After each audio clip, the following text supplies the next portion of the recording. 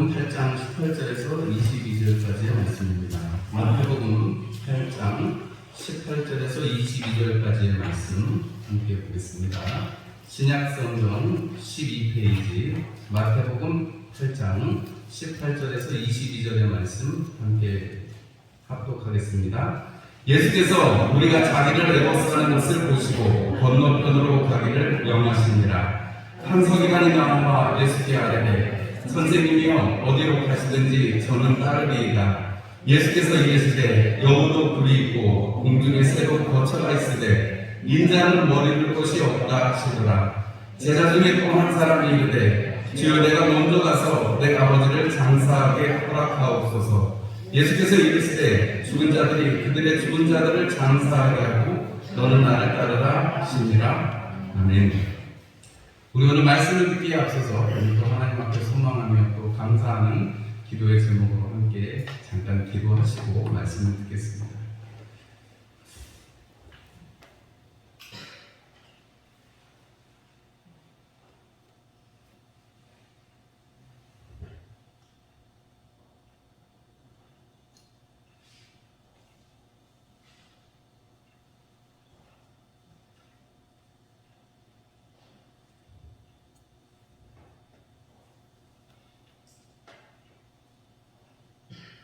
아멘.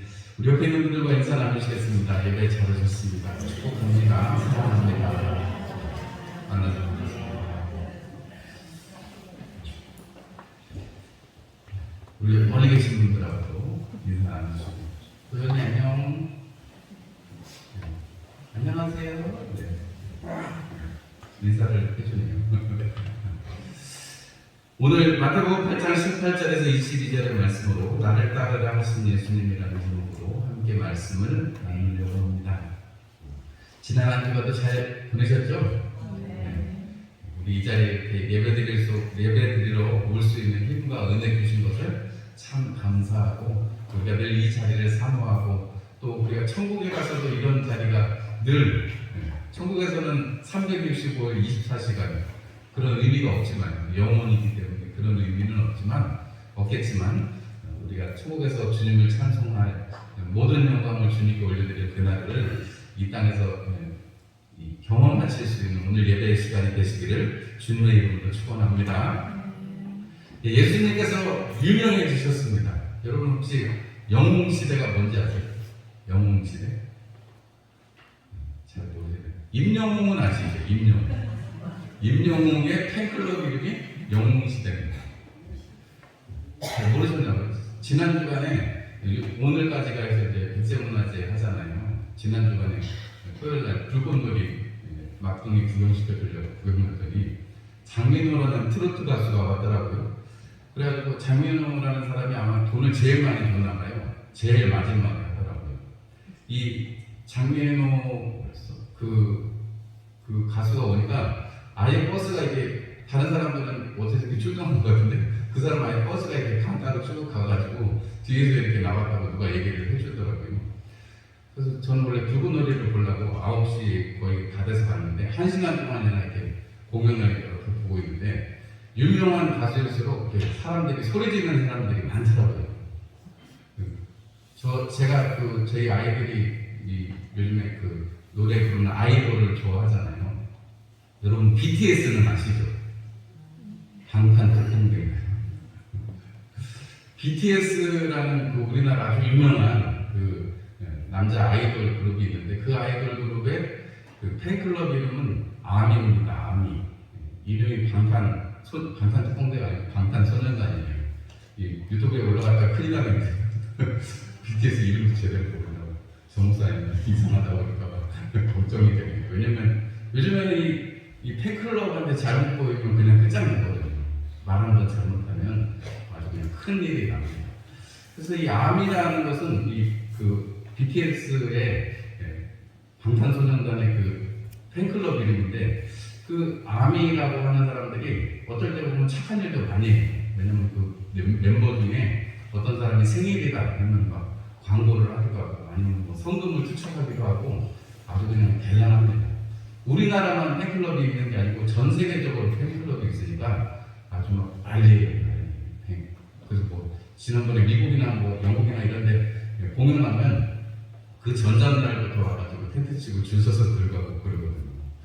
아마 예수님이 이런 무리들이, 이런 팬클럽이, 요즘으로 치자면 이런 팬클럽들이 예수님을 따라다닌 거죠. 왜냐하면 예수님이 소문이 나고, 그 소문 때문에 예수님이 가버나움 그 들판에서, 갈릴리 북부의 그 들판에서 예수님이 산상수훈을 가르치니까 직접 그 얘기를 듣고, 또 예수님이 백부장도 고쳐주시고 나병한 자도 고쳐주시고 또 많은 귀신 들린 자와 몸 약한 자들을 고쳐주시고 나니까 사람들이 점점 예수님 좋아하지 않겠어요. 예수님을 막 구름처럼 따라다니는 그런 일들이 있게 됐습니다.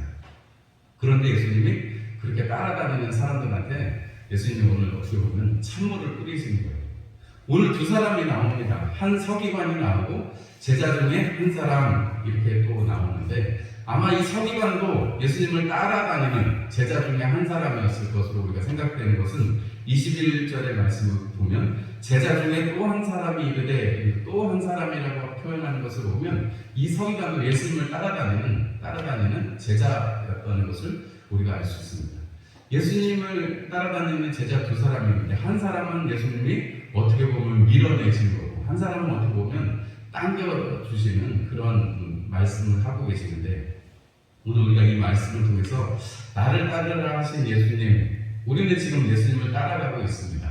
예수님께서 따르라 하신 그 삶을 우리는 살고 있는 사람으로서 예수님이 나를 따르라 하신 의미가 어떤 것인지 우리가 잘 생각하고 우리가 그것을 충실하게 살아낼 수 있는 그런 복된 그런 제자의 삶이 되시는 여러분들이 되시기를 주님의 이름으로 축원합니다.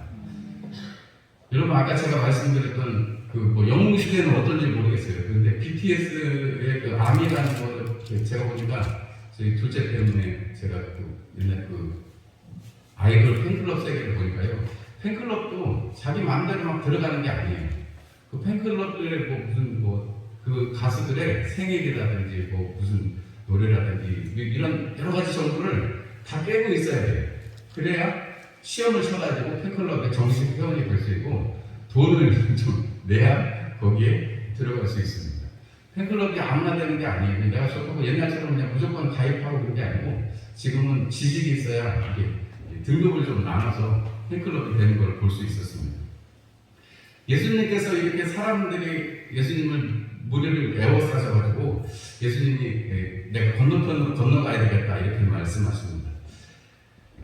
너무 많은 사람들이 있으니까 예수님이 오히려 그것을 이렇게 내버리시고 바다편으로 건너가면 배에 지금 타서 건너가게 되면 우리 갈릴리 호수가 그렇게 크지는 않습니다. 그러나 어쨌든 배를 타서 건너편으로 건너가 버리면 이렇게 돌아서 와야 되니까 사람들은 예수님하고 이렇게 빠이빠이가 되는 거죠. 우리는 다 같이 올 수가 없습니다. 배에는 탈 수 있는 사람이 한정되어 있으니까요. 오늘 여기 여러분 보면 제자들을 이렇게 이야기하고 있습니다. 그런데 우리가 재미있는 것은 예수님께서 마태를 보시고 나를 따르라 하시는 말씀은 9장에 나오거든요. 이 성경에 이렇게 우리가 쭉 보겠습니다만 아직 예수님께서 마태를 부르시는 내용이 안 나옵니다. 공관복음 마태, 마가, 누가복음을 공관복음이라고 하는데 이 공관복음에 모두 예수님께서 마태를 부르시는 장면이 기록이 되어 있거든요. 그런데 이 마태를 부르시는 장면이 아직 이 마태복음에서는 나오지도 않고 있는데 제자들, 예수님을 따라다니는 사람들이 여전히 있는 것을 우리가 볼 수가 있습니다. 마태를 9장에 부르시고 10장에 가서야지 12제자를 부르시니 그래서 12제자의 이름이 마태복음 10장에 기록이 됩니다.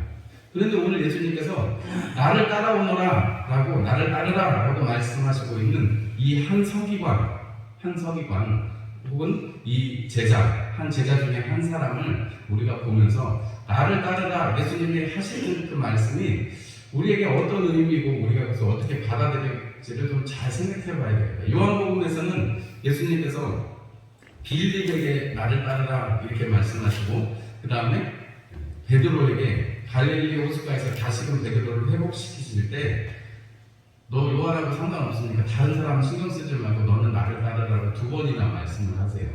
그래서 예수님이 나를 따르라 하시는 것이 뭐 아무한테나 막 나를 따르라 하시는 것이 아니고 제자들에게 예수님께서 사랑하시는 사람들에게 따르라 하셨다는 것을 우리가 알 수가 있습니다.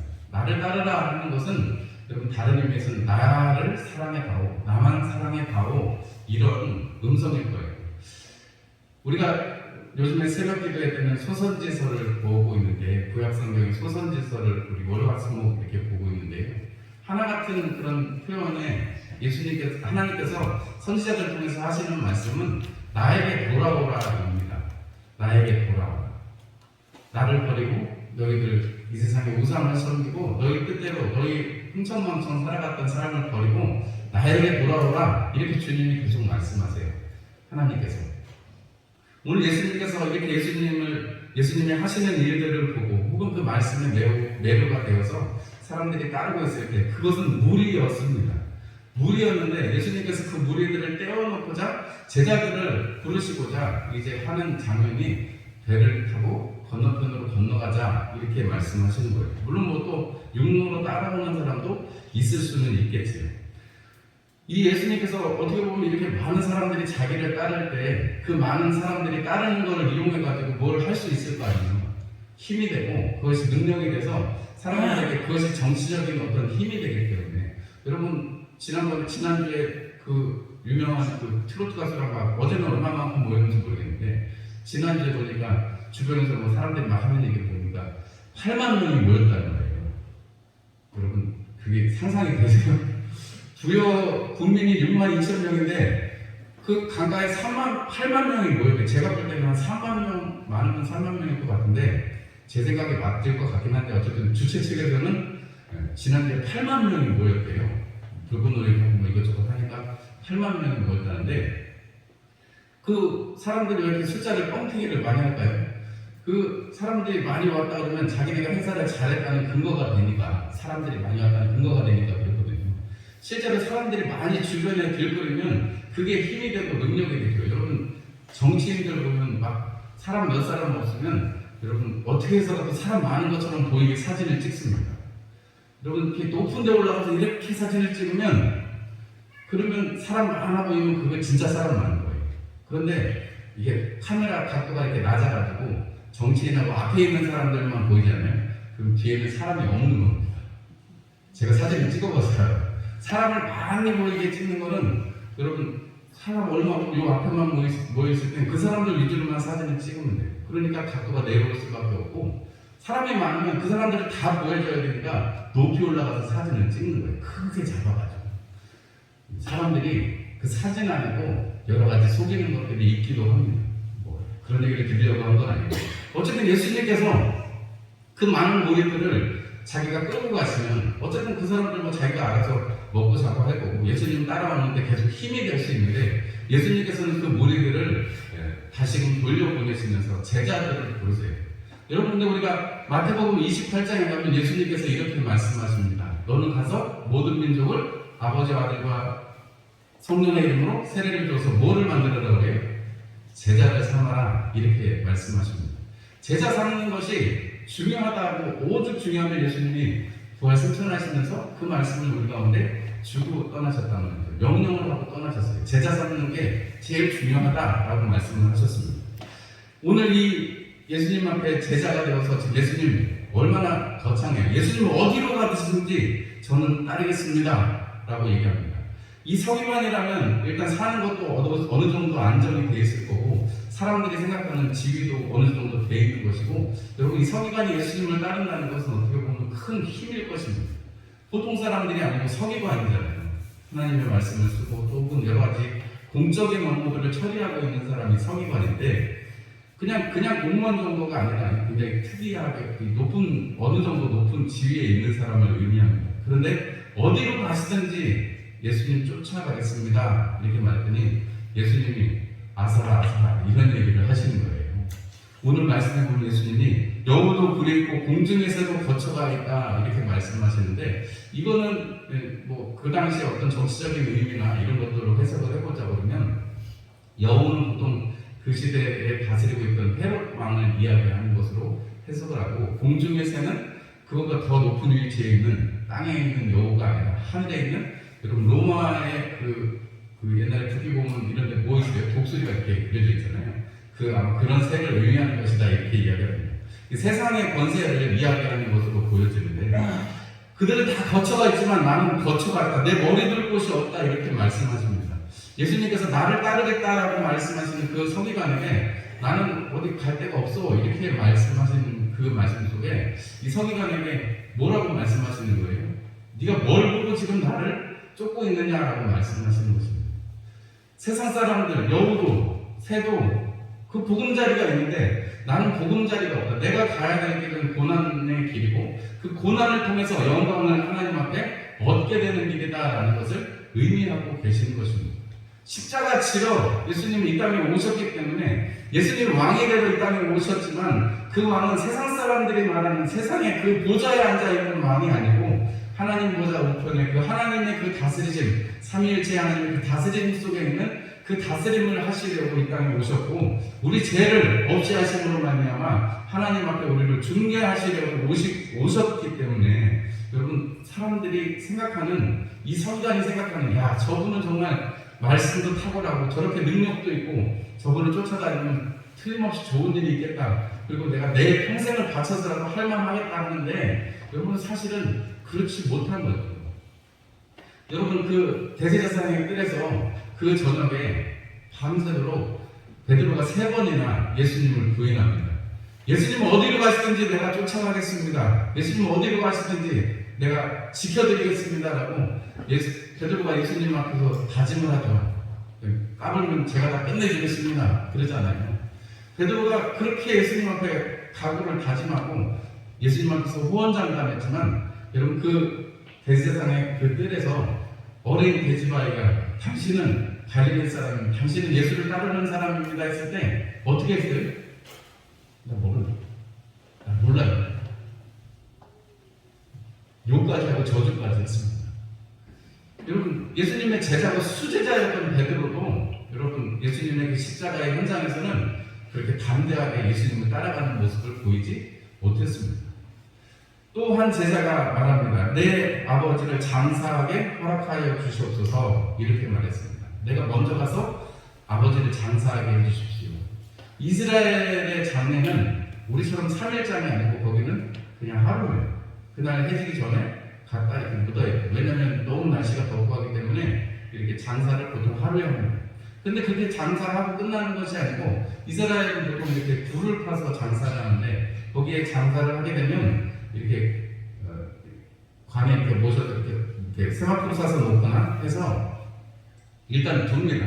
일단 두면 한 1년쯤 지나면 다 내리잖아요. 살이 내리잖아요. 그리고 1년 정도 지나면 날이 뜨겁고 하니까 다 이렇게 내리고 이렇게 해가지고 뼈만 이렇게 남는 한 1년 정도 지나면 그 뼈가 다 살이 다 내리기 때문에 그때쯤 돼서 그 뼈를 수습을 해가지고 잘 모시는 이스라엘의 장례법을 이렇게 2번 이렇게 하는 거예요. 그래서 아마도 오늘 지금 예수님 만약에 자기 아버지가 지금 죽었는데 장사를 하지 말라고 하면 그건 말이 안 되겠죠. 그렇지만 지금 장사하는 기간 이미 1차로 묻었고 이제 1년이 지나면 다시금 수습을 해서 모셔야 되는 그런 장면이 있는데 예수님께서는 그것을 아마 의미하는 것이다 이렇게 성경학자들이 보통 해석을 합니다.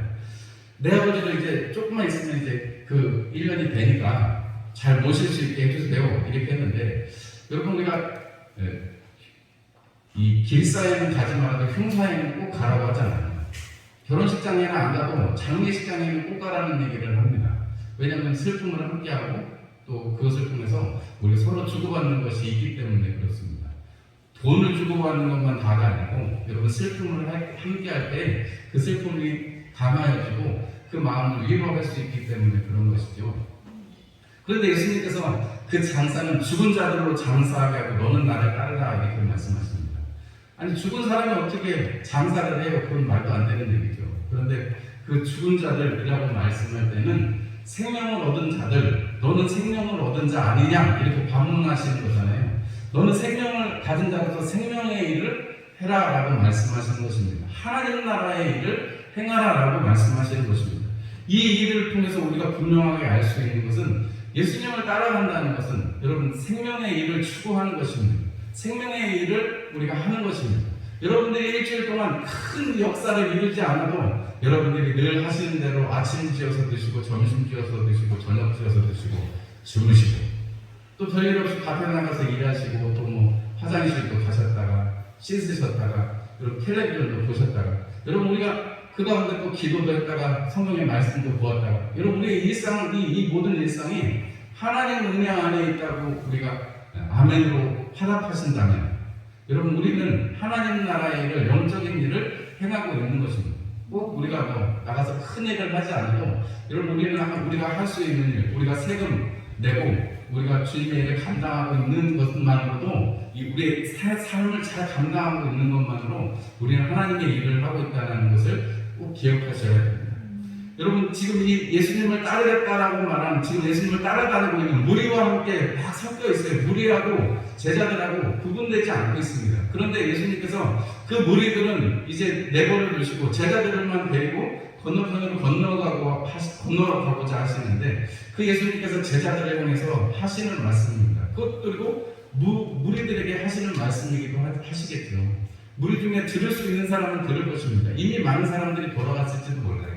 그리고 예수님을 따르고 예수님 어디로 가시나 쭉 보려고 저도 목회 초년병 때 제가 정말 사표를 삼고 제가 정말 잘 배워서 목회를 해야겠다 이렇게 생각이 들어서 이런 것도 배워보고 저런 것도 배워보고 많이 했습니다. 제자 훈련도 배워보고 뭐 여러 가지 뭐 성경한 제자 훈련도 받았었고 뭐 제자 훈련도 하고 또 무슨 이런 세미나 저런 세미나도 많이 갔어요. 그리고 또 한 목사님을 발견해가지고 저 목사님처럼 목회하면 좋겠다 이런 생각이 들어서 또 한 목사님을 쫓아가서 또 열심히 또 배워보기도 했습니다.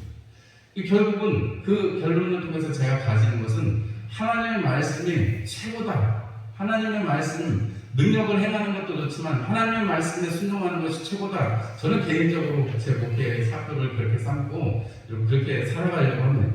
그래서 제가 말씀 외에 다른 것을 전하면 저를 빨리 쫓아내셔야 된다 이렇게 말씀을 드렸잖아요. 제가 우리가 오늘 예수님께서 이렇게 말씀하실 때 한 서기관에게 그리고 또 한 제자에게 말씀하시기를 나를 따르라. 나를 따르는 삶이 어떤 것인지 예수님께서 이 두 번째 제자를 통해서 나를 따르는 것은 이런 것이다 라고 말씀을 하셨는데 여러분 누가복음 14장에 가면 예수님께서 이런 비유를 해주세요. 망대를 세우는 자가 쉽게 말하면 집을 지으려고 하는 사람이 거기 들어가는데 드는 비용을 잘 계산을 해보지 않겠느냐. 아니 뭐 계산도 안 해보고 집 지으려고 하는 사람은 어디 있겠어? 이렇게 말씀하시고 또 한 가지 비유는 전쟁을 하려고 하는 임금의 비유를 드시면서 그 전쟁을 하려면 숫자가 뭐 이렇게 뭐 군사가 뭐 말이 뭐 식량이 얼마나 될지를 계산을 해보고 내가 그리고 저 나라를 이길 수 있을지 없을지 잘 계산을 해봐야 되지 않겠냐 이런 말씀을 하시거든요. 그 말씀이 어디에 받는 말씀이냐면 이렇게 제자로 오늘 나를 따르라 하시는 이 말씀에 붙어 있습니다. 예수님께서 마태에게 나를 따르라 하셨다고 제가 말씀을 드리고 그것은 본강복음에 다 나타납니다. 그리고 예수님께서 또 한 번 나를 따르라라고 하시는 장면이 있는데 부자에게 네가 가진 바를 다 나눠주고 가난한 사람들한테 나눠주고 나를 따르라 이렇게 직접적으로 말씀을 하세요. 그 두 가지 경우 외에는 오늘 이 서기관에게 이 서기관 다음에 나오는 이 제자에게 나를 따르라 이런 말씀을 하십니다. 우리가 제자로 살아간다는 것, 제자를 삼는다는 것이 우리의 삶이고 또 내가 지금 이루어가고 있는 삶이고 내가 해야 될 일이라는 것을 예수님은 오늘 말씀을 해주십니다. 예수님을 믿는다는 것, 이제 예수님이 이 사람들을 데리고 그 많은 무리들 늘 예수님을 쫓아다니긴 하지만 그 중에서 특별히 예수님을 따르기로 작정하고 예수님 앞에 모든 것을 내어버리고 가는 베드로와 같은 자들을 이제 12명을 십장에 가서는 부르시게 되는데요.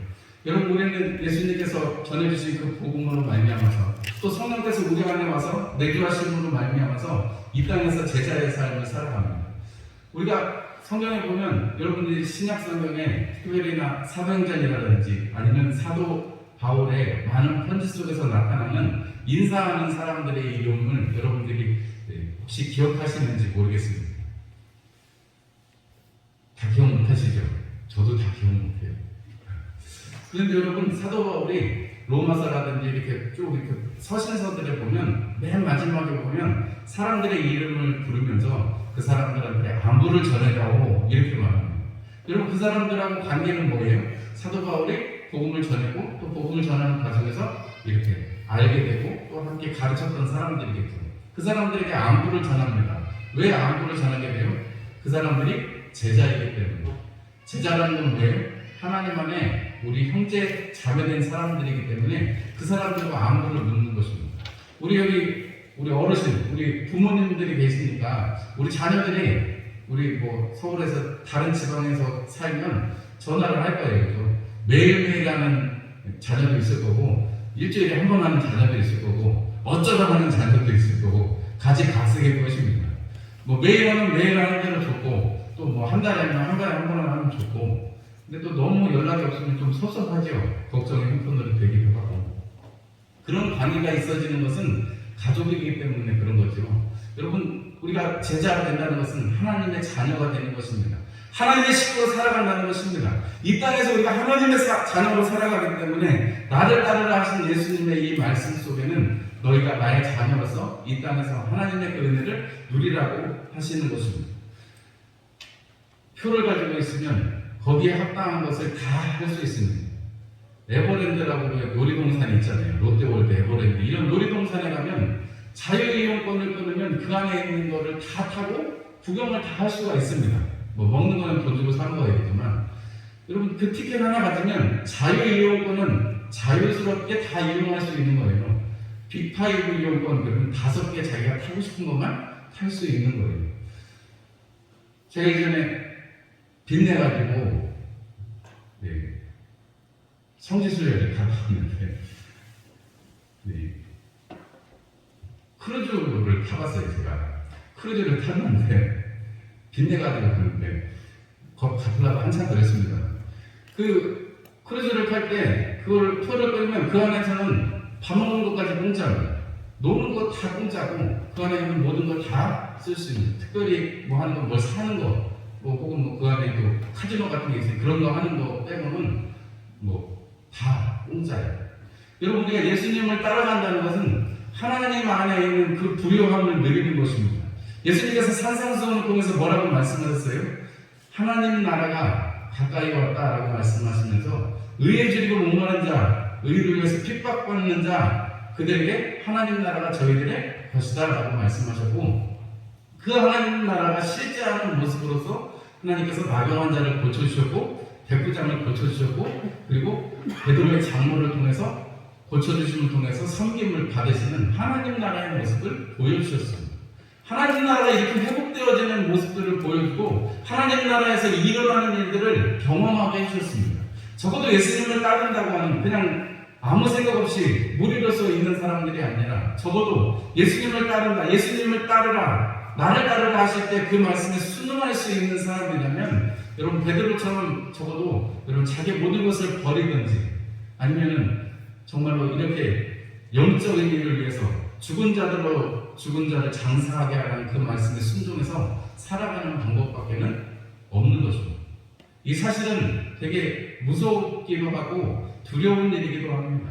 한편으로는 되게 어려운 일입니다. 아까 제가 말씀드리기를 예수 믿는다는 거 우리 일상만 잘 살아도 제자가 되는 것입니다 라고 말했는데 제가 지금 또 한편에서는 적어도 베드로처럼 모든 거 다 버리고 쫓아가야 된다 그러면 예수님이 우선이 되는 삶을 살아야 된다고 말하면 여러분 반대가 되는 이야기처럼 들리잖아요. 그죠? 실은 반대적인 얘기이기도 하고요.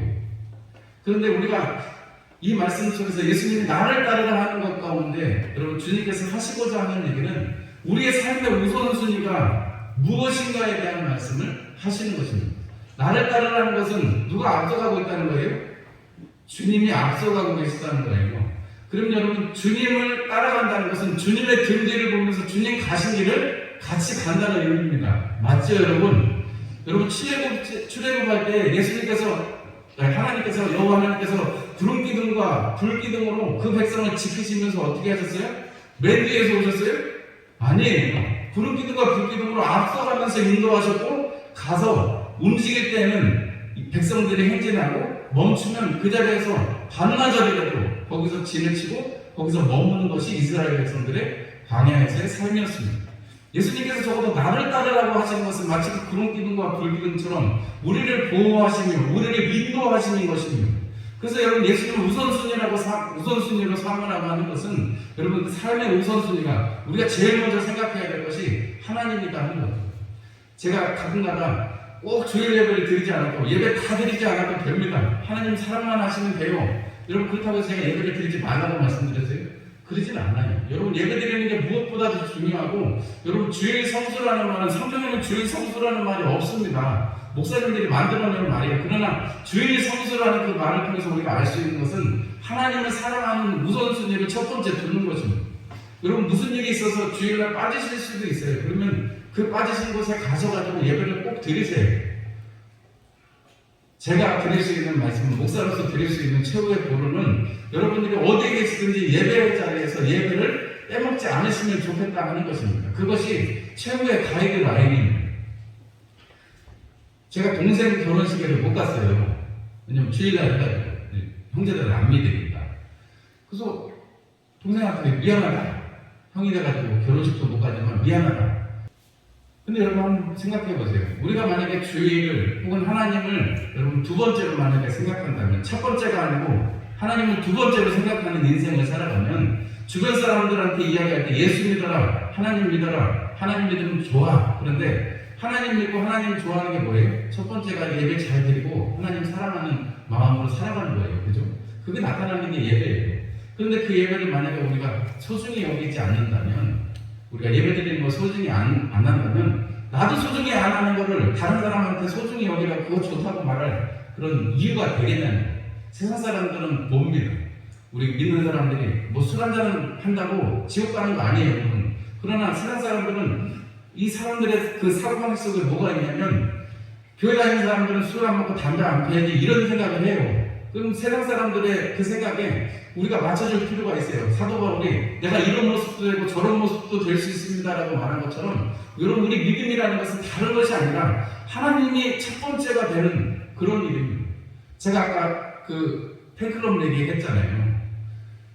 아니 뭐라고 노래 부르는 사람 뭐라고 그냥 좋아가지고 관광버스를 대절해가지고 온 사람들이 술 타고 막 나오니까 막 소리를 막 질러요. 막 공연이 있다고. 근데 여러분 그렇게 자기 돈과 시간을 써가면서 그 좋다고 하는 팬클럽도 그렇게 활동하는데 여러분 나한테 영생 주시고 나한테 생명 주시고 나한테 이제 하나님의 은혜를 끼쳐주시고자 하는 그 예수님의 나를 따르라는 음성에 여러분 우리가 어떻게 응답을 해야 될지는 여러분 우리 스스로가 여러분 다 먼저 알고 있다는 것입니다. 이것이 여러분들에게 율법을 강제하거나 어떤 형식적인 신앙생활을 강조하려고 제가 이 말씀을 드리는 게 아니고 여러분 하나님을 뭐라고요? 첫 번째로 하나님을 우선으로 삼는 여러분들의 신앙생활이 되시기를 주님의 이름으로 축원합니다. 나를 따르라 하신 예수님, 그러면 우리가 앞서갈 수가 없어요. 항상 그 뒤에서 주님을 쫓아가는 것입니다. 예수님을 쫓아가는 그 삶이 우리에게 원하시는 삶이지 우리가 네가 그러면 알아서 다 해 이게 아니고 하나님께서는 항상 우리에게 나를 따르라 라고 말씀하십니다.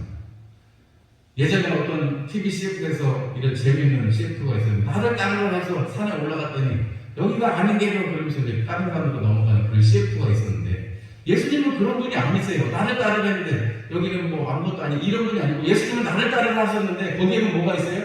영생이 있습니다. 거기에는 뭐가 있어요? 하나님의 나라가 있습니다. 우리에게 보장된 하나님의 은혜가 있는 것입니다. 그리고 단순히 그냥 우리의 일생 70, 80, 요즘은 많아져서 90, 100살은 그 삶을 살고 끝날 것이 아니고 우리에게 영생을 주시겠다, 영원한 그 기쁨을 주시겠다 하셨습니다. 여러분 이것이 주님께서 정말로 말씀하시고자 하고 여러분 이 단계를 통해서 예수님께서 또 한 단계로 이제 마태는 예수님의 그 모든 행적과 이런 것들을 기록하면서 제자 되는 것이 어떤 것인지를 이제 새롭게 펼쳐갈 것입니다. 여러분 그 말씀들을 기대하시면서 계속해서 주일의 말씀을 사모하시면 좋겠고요. 돌아오시는 한 주 동안에 여러분 내가 주님을 우선순위로 두고 사는 하루가 되기를 원합니다. 이렇게 기도하시고 하나님 오늘 하루 동안에는 내가 예수님을 이렇게 두 번째로 둔 적이 있었네요 하면 저녁에 그렇게 이렇게 돌아보시면서 하나님 앞에 회개도 하시고 하나님 내가 정말 하나님이 최고인 그런 삶을 살기를 소망합니다. 어디로 가든지 내가 주님을 쫓아가겠다고 각오하고 또 각오하고 그렇게 살아가기는 쉽지 않습니다. 그러나 분명한 것은 주님께서 불가능한 것을 우리에게 하라고 하시는 것이 아니라 우리에게 가능하고 우리에게 할 수 있는 일들을 요구하고 계시다는 사실을 기억하시면서 그럼에도 불구하고 나를 앞에서 이끌어주시고 뒤에서 밀어주시는 주님을 경험하시는 이번 한 주간이 되시기를 주님의 이름으로 축원합니다. 우리 함께 찬송들